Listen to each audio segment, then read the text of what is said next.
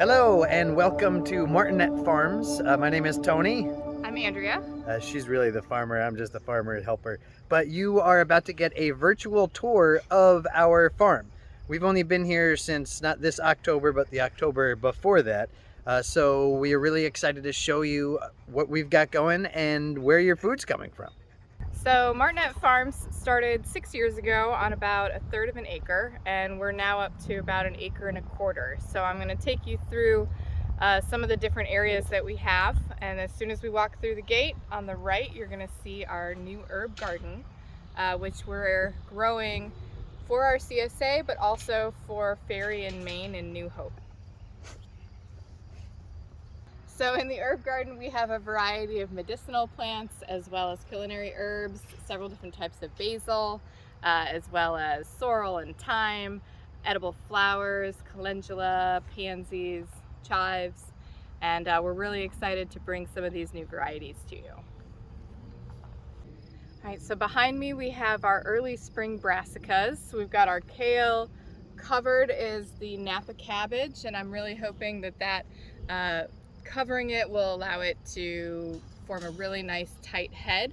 We've also got fennel, kohlrabi, collards, chard, and beets behind there. Further behind you'll see our lettuce and salad mix, as well as our carrot beds and our peas, which didn't really make it, but instead I planted a rattlesnake pole bean, so I'm hoping this is gonna be our first time trying it, that we'll have some of that to share with you. And as we turn over here, we've got our garlic and onion field.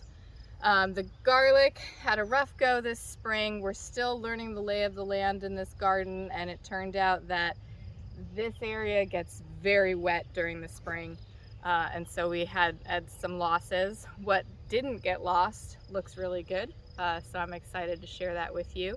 And we should be harvesting that fresh, probably the mid-June. The scapes should be coming up in about 2 or 3 weeks. At Martenette Farms, we do try to limit the amount of plastic that we use in the field. We use a reusable landscape fabric, you may have noticed with the onions. And eventually we're going to try to get rid of that, but it's much easier to deal with if there's just, one full-time worker working on it.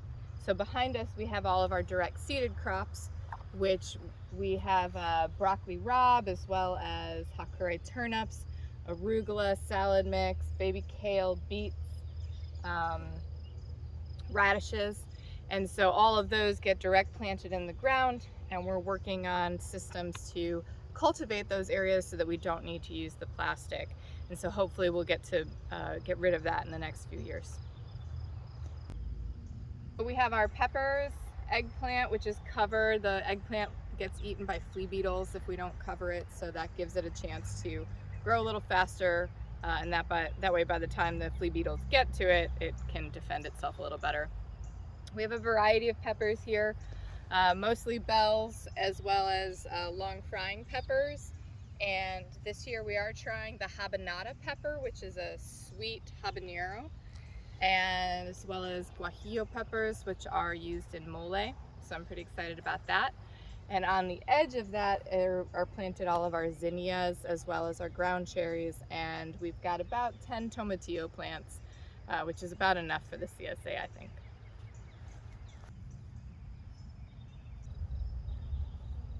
So we are in our movable 100-foot by 14-foot caterpillar tunnel. This is new this year. And if you notice there's a change in the shade, we also have a 50% shade blocker on it. This is our tomato house. We have about 200 tomatoes in here, heirloom varieties, as well as a couple of nice hybrid slicers, different variety of color as well.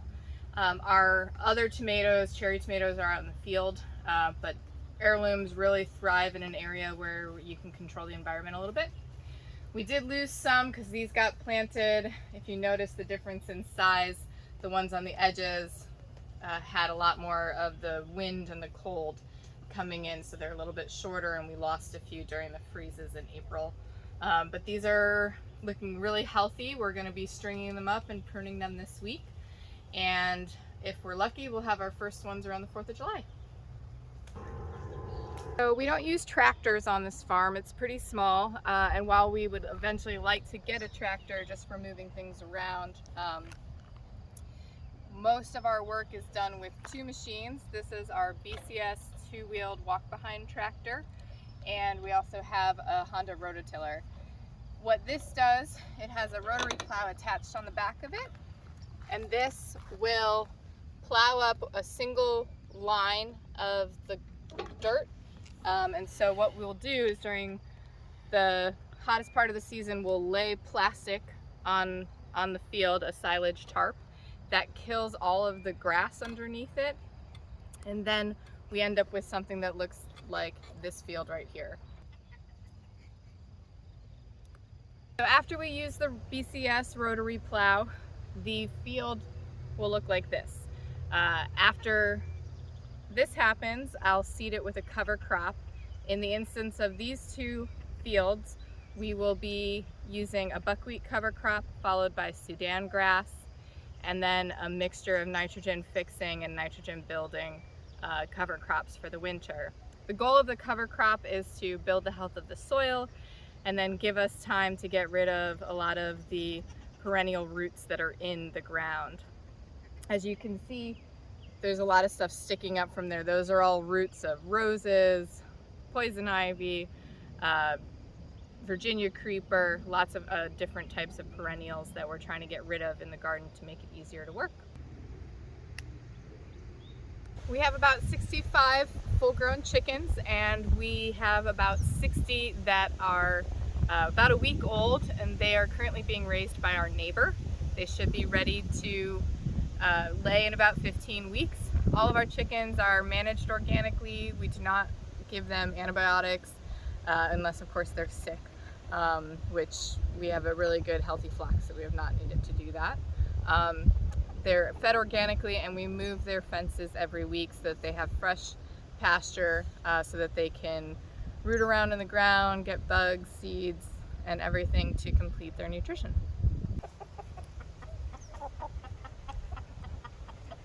So here are two of our most important helpers on the farm, Charlie coming at you and Desi on the right. These two guys watch over our chickens. They keep away the foxes, coyotes. They also are instrumental in keeping deer off the property so that the deer don't come into our fence. And they love chasing a good turkey vulture.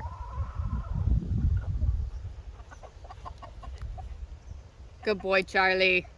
So this is our potato field. We raise about 75 pounds of potatoes in the ground, and that will translate into about 500 pounds out of the ground.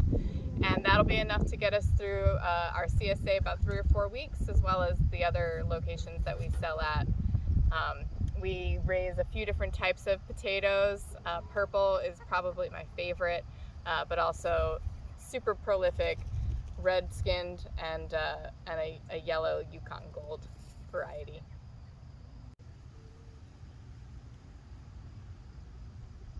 So behind me under row cover are all of our zucchini, cucumbers, and we also have our winter squash and one row of watermelons, just because I like to try them every year. Watermelons take up a lot of space, and we don't have a lot of space here, which is why we don't grow a lot of them. They're covered to protect them against cucumber beetles, which come in no matter what we do, but we just try to give them a head start by covering them, and hopefully they can get big enough where they can start producing for us before they eventually succumb to the cucumber beetle. We will plant 2 or 3, 1 or 2 more successions of those throughout the summer so that we can hopefully have cucumbers and zucchini through August.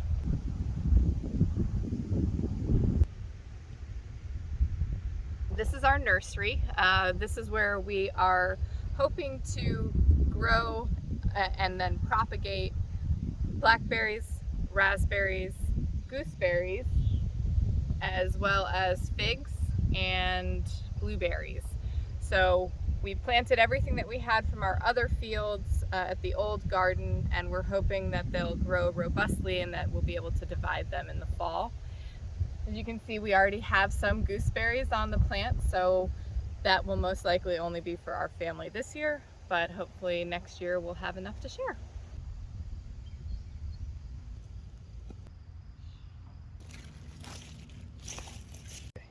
This is another brand new house.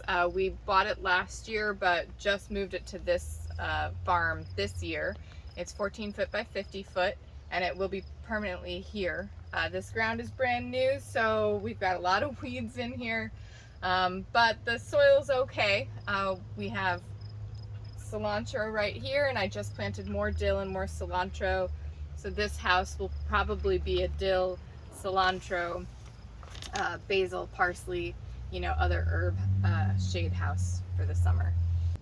When they look and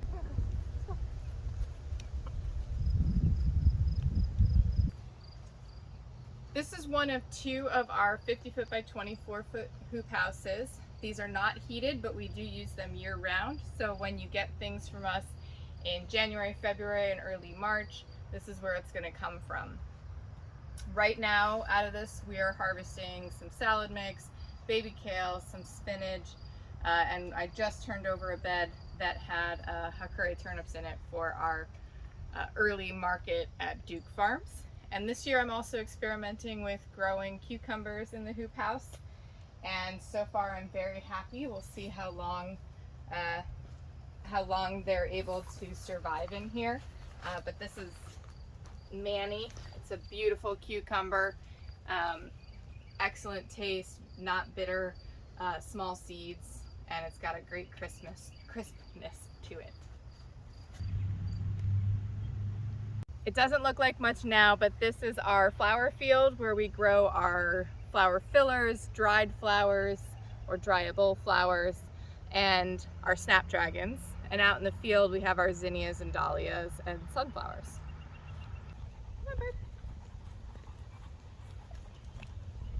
Okay, so what I enjoy growing are the mushrooms. So here we are in a really nice canopy covered shade zone amongst a bunch of oak trees and maples. And here we have, this is going to be lion's mane.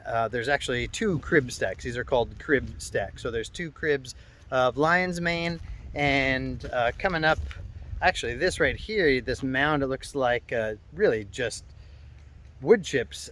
Noble Mushrooms and I are running an experiment, and hopefully this will be maitake mushrooms, a hen of the woods, really cool shape. So they love oak trees, as do shiitakes. Shiitakes really demand oak, and this, what you're seeing here, is another crib stack N2 of shiitake.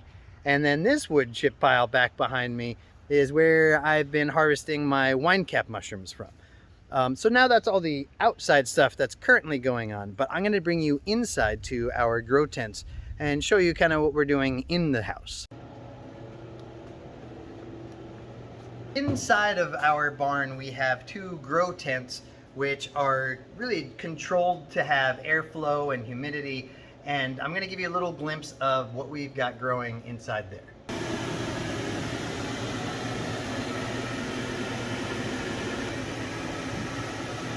Thank you for joining us today on the virtual tour. We're hoping that we'll be able to offer some in-person tours during the late summer and early fall, because we'd love to meet a lot of you that we've just dropped vegetables at your door the past couple of years. And we're so excited to get things started and have a super successful 2022 season.